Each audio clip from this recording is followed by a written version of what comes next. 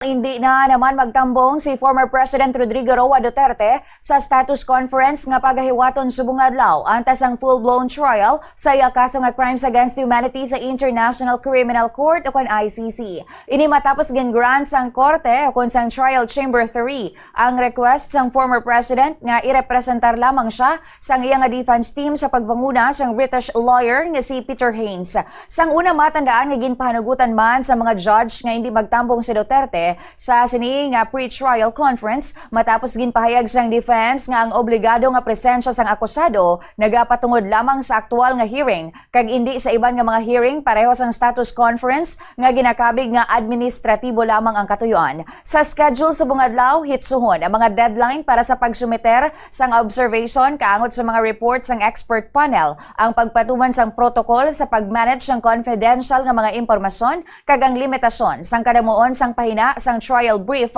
sang prosecution. Ginalauman man nga pagahisugtan sa mga judge kag sa mga partido ang mga petsa sang masunod nga status conferences pagkatapos ang judicial recess kag ang pila ka pampubliko nga mga pahayag nga ginhimo sang isa ka wala pa makilala nga abogado. Ang status conference paghiwaton halin alas 10 ang aga tubtob alas 12 sa uto The Hague time ukon alas 4 tubtob alas 6 ang hapon oras naman sa aton diri sa Pilipinas. Iga live stream ina nga may 30 minutos nga delay. Ang una nga status conference sa sininga kaso ginpatigayon sa Mayo 27.